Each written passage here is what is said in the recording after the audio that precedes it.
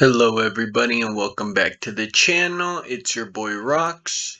And yeah, today we are going to be doing our predictions for UFC 330 Islam Makhachev versus Machado Garry. It's nothing like super special, if you know what I mean. Um but yeah, UFC 300 I feel like blows this out of the water in terms of star power. There's nothing too much, like, just looking throughout the fight. I mean, they put Oral by at the very first fight, dude. So, like, you would think it's a really good card, but then we have, like, Neil Magny. And then we have Rafael Tobias, Lucas Hernando. Like, people don't really know. Like, I feel like people know Oral by more than they do Dante Johnson. But either way, um, there's like Edson Barboza's on here. Joel Alvarez is on here. There's some okay names. Mansour Abdul Malik, Jalen Turner, but like other than that, it's nothing too special. Um, we'll see how the event goes. The past two events we said it wasn't that impressive, and they ended up being more the fun ones. So maybe this one will pull through and end up being a pretty good fight or a pretty good fight card. But we'll see. We're no longer paying pay-per-view, so that's a plus side. So I mean, obviously, we're gonna get some lackluster numbered events here and there, but yeah, we'll see how this goes. We'll start off with the very first fight. And before I get started, we ended up going 11 out of 12 in our last fight night. We almost sweeped. So that was pretty cool. If Louis Sutherland didn't fucking ah Louis Sutherland, it looked like he just gave up, dude. Like as soon as Montana, whatever his name is, he got on his back, he like synced in the choke for like a second and he instantly tapped, and it wasn't even in like that hard. So yeah, I don't know. Other than that, we got all the other fights correct. I need to dial in on my method of victory. Quillen Salkill fucking did it, dude. He submitted Mateusz Gamrot after rocking him in the first round, and then yeah, Diego Ferreira won a decision. There was a couple of the two ladies fights ended up actually being pretty good wars. I guess both of those correctly. Yeah, basically all the fights except for Louis Sutherland, I guess correctly. But yeah, either way, let's start off with our picks for UFC 330. Starting off with the very first prelim of Jeremiah Wells versus Miktobic or Oralby. We're gonna go with the caveman, my boy, Miktobic Oralby, to get this done by finish. Um, yeah, I don't think I rate Jeremiah Wells too highly. And ever since Miktobic Oralby moved up to welterweight, he's been destroying people. I mean, Miktobic Oralby has a win over Uros Medic, so that's not talked about enough. He's lost to Mateusz Raumbetsky, which was pretty. I mean, that was a lightweight fight, I'm pretty sure, so it's okay, dude. Um, but other than that, I think Miktobic Oralby he's so much better than a lot of the people that he's facing right now. He's a lot higher than the people that he's actually beating, and I don't doubt that he's gonna get a numbered opponent in his next couple of fights. Hopefully, after this one, we'll see. Maybe we'll get top 15 opponent, but we'll see. Oralby slowly climbing his way up there, and he's proven why he should be at the top of the top, dude. Hopefully, he's gonna get this one done by submission. I feel it. Probably in the first round. If not, I think in the second round. Um, I think Oralby is good enough to just get this down and make this a pretty nasty fight for Jeremiah Wells. And I don't really see a world where Jeremiah Wells wins this. So I'm going to go with Miktobic Oralby by submission, either round 1 or 2. If not, I'm pretty sure Miktobic Oralby wins a pretty easy decision. So it's either submission or decision for Miktobic Oralby. Honestly, I could see him KOing Jeremiah Wells, especially the way he KO'd Jack Hermanson. like last year. That was nice, dude. So he caught him right over the temple. So Mektovic Arubai has some power, but I think his bread and butter is the grappling, and I think he's gonna get this done by submission. So we'll we'll count on it. Mektovic Arubai submission. I'm gonna change it to round two. I think he tires out Jeremiah Wells first, and then gets it done. All right, moving on. We got Neil Magny, the boy, the OG, the Unk still got it. Neil Magny versus Ramiz Brahimaj. This is one of the fights of all time. I think this could have been the very first fight to start off, but I mean, I guess if you want people to be there early, you put Miktovic Orbai first, dude. It's gonna be filled to the brim. Um, but fuck, dude, I guess I'm gonna have to go with Ramiz Brahimaj by submission. Neil Magny, I don't think he can withstand a super hard paced first round. But if he does, then he probably wins by decision. If that makes any sense. So it's either Ramiz Brahimaj wins in the first round by a submission or a KO, or Neil Magny wins a pretty slow and drawn out like decision by just like kind of getting him in the clinch and putting on a Neil Magny special. Because Ramiz Brahimaj is going to slow down after the first. And Neil Magny never slows down. That's one thing you can count on. But I think I'm going to trust in Ramiz Brahimaj to get it done. I think Neil Magny's getting up there in age. He's only going to get chinnier and slower and less cardio. So I'm going to go with Ramiz Brahimaj to win this by submission in the first round. I think he can get it done. We'll see. All right. If not, then Neil Magny's probably most likely winning a decision. We'll see. All right, moving up. Rafael Tobias versus Lucas Fernando. Shit, dude. I'm pretty sure Lucas Fernando's making his UFC debut. I'm gonna go with Lucas Fernando by TKO in the second or first round. I think I'm gonna say second round, but I think he wins. All right, moving up the card, we got Vicente Luque versus Treshawn Gore. This is a pretty tough fight for me because I like Vicente Luque, but he has not been looking too good. Other than his last fight, he rocked what's his name, D-Rod, Daniel Rodriguez. He rocked him and then submitted him. That was pretty cool. But Treshawn Gore, I mean, he's a young dude. He's looking like he's just now getting into his prime. His last win was actually really, really impressive. If Vicente Luque doesn't get him out of there by the first round, then Treshawn Gore's probably gonna take over and either win a decision or TKO Vince Luque. I don't doubt it. I feel like Treshawn Gore is just a little bit better than D-Rod is right now, just because he is a little bit younger and he's fought a couple of monsters, dude. So, I mean, he's definitely leveled up. He's young in his career, and we know what Vicente Luque is gonna bring to the table. Like I don't feel like he's really hit that like evolve button past his prime.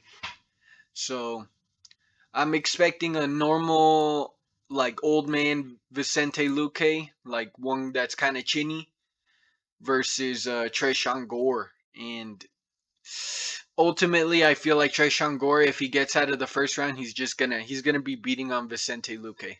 So I'm gonna go with Treshawn Gore by decision. Moving up the card, we got Dante Johnson versus Eric Mechanical. Look at him, he's giving the thumbs up. He's like, I'm good to go, dude. Unfortunately, Eric Mechanical, Dante Johnson is probably going to knock you out, dude. I'm going to go with Dante Johnson by either second or I want to say first round TKO, but I feel like Dante Johnson takes a while to get started. So it's either going to be a second or third round TKO. I'm going to say third round TKO. I'm going to say it takes him a while to get going, but I feel like once Eric McConaughey feels the power, he's going to start to slowly wilt, if you know what I mean. And yeah, he's only getting older.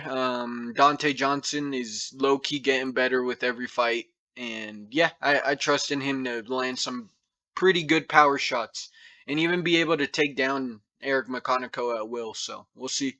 It's either Dante Johnson by KO or submission, I'd say. So uh, there we go. Yeah, we're going to go Dante Johnson KO round 3. Moving up the card, we got Charles Johnson versus Eduardo Enrique. I'm gonna just have to go with Eduardo Enrique because honestly, Charles Johnsons are all just 50-50, dude. You can't trust on him. So I'm gonna go with Enrique to either win this by TKO or decision because Charles Johnson's just gonna be flopping around all over the fucking octagon, dude. So I'm gonna go with Enrique by either TKO or decision. I think the safe thing would be he wins a decision. But if he really wants to show out, he's gonna win a TK. Fuck it. I'm gonna say he TKOs Charles Johnson. I don't trust Charles Johnson's chin at all, dude.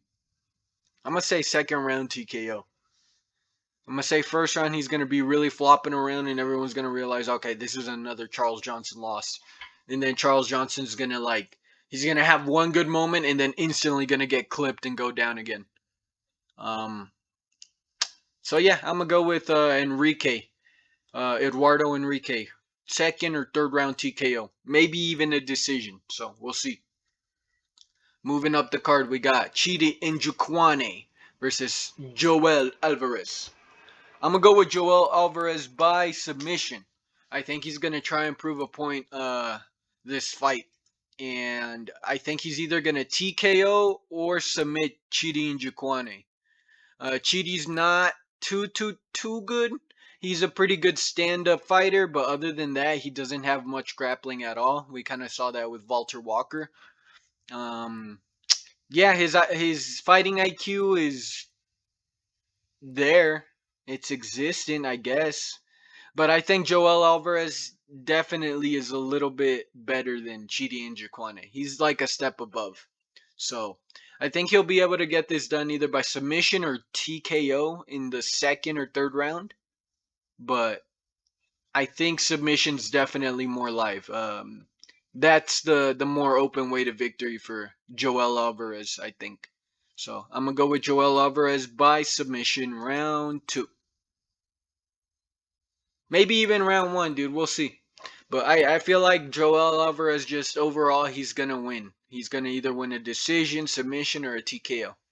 I highly doubt seeing Chide Njokuani win this unless it's a TKO. Then maybe we'll see Chide Njokuani drop Joel Alvarez and finish him. But I doubt it. I think this is gonna be his bounce back. So we're gonna go with Joel Alvarez submission round 2. All right, moving up the card, we got Edson Barboza versus Esteban Ribovics.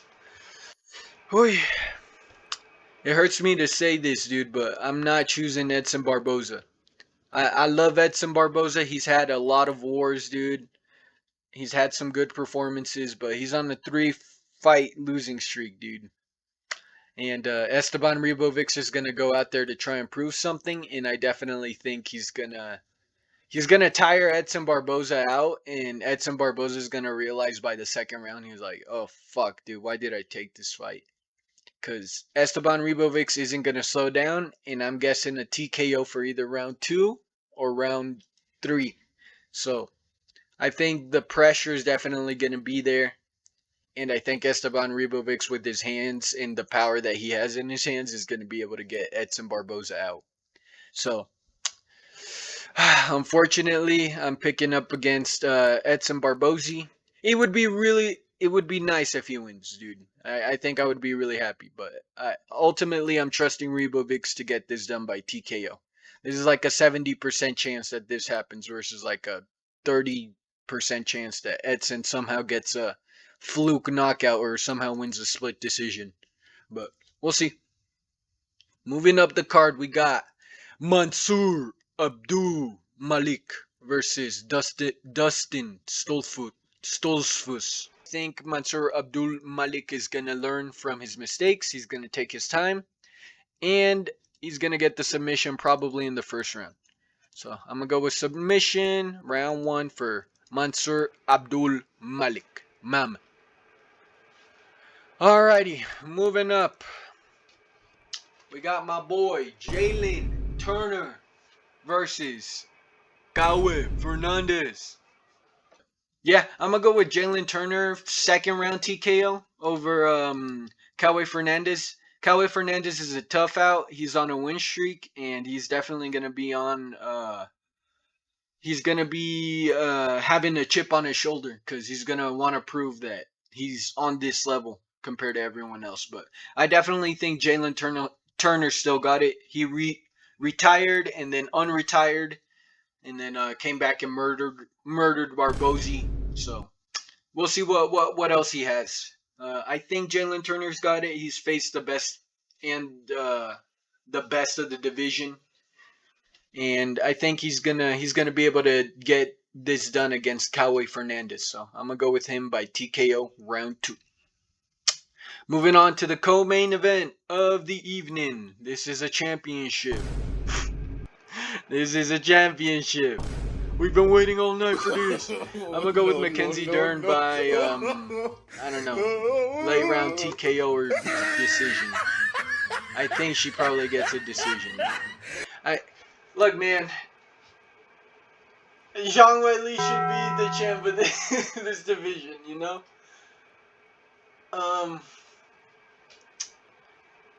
Yeah, realistically, Dern has she's done a lot better than she has in the past. She's on a pretty good win streak. But so is Gillian Robertson. Yeah, I'm gonna go with Mackenzie Dern because she has more UFC experience, and she's fought more of the better competition. Gillian Robertson has a pretty good winning streak, but it's up against Cans. Yeah, other than that, Mackenzie Dern likes to push forward. It doesn't matter if she's hurt or not. She pushes forward and throws fucking with caution to the wind, and I think that's going to make Gillian Robertson uncomfortable. And Gillian Robertson's biggest game is the submission, and we've already seen that Mackenzie Dern can kind of deal with that against Geranda Jandaroba, or whatever her name is. Raul Rosas' twin sister. But either way, I think Mackenzie Dern has what it takes to basically stuff Gillian Robertson's takedowns later in the rounds and kind of just take over from there. And I think she's going to win a decision. So yeah, I'm going to go with Mackenzie Dern decision. Moving up to the main event of the evening. Oh my goodness. We're going to go with Islam Makhachev, dude. If you're going with Ian Garry, dude, you're my op. You are the op. I'm sorry, dude. I can't respect you if you're going for Ian Garry. Look, I know if you think why Ian Garry has a chance. Like, he's good with the stand-up. He's the only one to beat Carlos Prates in the stand-up until the final minute. But either way, he lost to Shavkat, dude. He lost to Shavkat. Let's remember that, dude. And Islam Makhachev is literally, pound for pound, arguably the best fighter on the planet right now. Especially after Ilya lost to fucking Justin Gaethje. Like, arguably right now, Islam Makhachev is the best pound for pound fighter in the world. And if he was able to keep down JDM, then I definitely think he's going to be able to take down Ian Machado Garry, dude. So, ultimately, I'm going to have to go with Islam Makhachev either by decision or submission. I don't think he KOs Ian Machado. If Carlos Prates wasn't able to do it, I don't think Islam will be able to do it unless he gets an extended ground and pound sequence. Like maybe like a minute straight of just straight up ground and pound and Ian's like on his back or something. But I doubt that's going to happen. I think Ian's big enough that he'll be able to squirm through a lot of those positions. But I think later in the rounds, he's gonna start to get tired. He's gonna start making mistakes, and Islam Makhachev can ultimately land a submission wherever and whenever he wants. So I'm gonna either say he gets the submission either late round 4 or 5, or he wins a pretty like decisive decision like he did against what's his name, JDM. Ian Gary's good. Ian Gary's good. He only has one loss on his record. That was to Shavkat, which was the boogeyman of the division at the time. Islam has a fluke loss, you know. But fuck, dude, like, at the end of the day, I think Islam's just, he's different, dude. He is different. And I think he's like one of these champs, like Alexander Volkanovski. For as many times as we're gonna doubt him, he's still gonna come in and prove us wrong until like that time does finally come, where it's like, okay, now he's old enough. It's only gonna be father time that takes out Islam Makhachev. I feel like, unless we see someone that's really good, like really, really, really good, then I doubt Ian Machado Garry is like that person, dude. He's all right in the striking. He's really, really good on the back foot. Um, Other than that, dude, he's just kind of like a point fighter with some pretty good takedown defense. He was able to defend against Bilal, but other than that, I don't really see anything. I mean, JDM was able to defend against Bilal, you know, so it's nothing special. So I'm gonna go with Islam Makhachev to win this by. I'm gonna say. I'm gonna say he submits him in round 5. I say he just drags him into deep waters, and then late round, dude. He just submits him, dude, just to kind of show him who's your daddy. uh, but we'll see. I think Islam got this either way, either by submission or decision. I'm leaning definitely a lot more towards Islam. I think this is like a 75, 25% chance that Ian wins and 75% chance that Islam wins. But we'll see, dude. I think these are pretty good predictions. I think I got this in the bag. Islam Makhachev to win this either by decision or submission is my final pick. And yeah, I hope that at least gives you a little bit of insight onto what I'm thinking. And yeah, let me know what you guys thought of the video.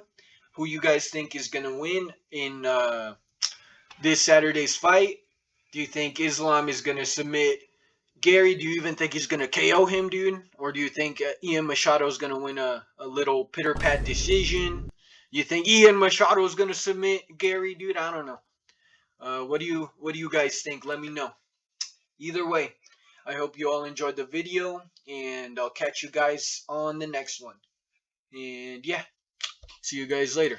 Peace out.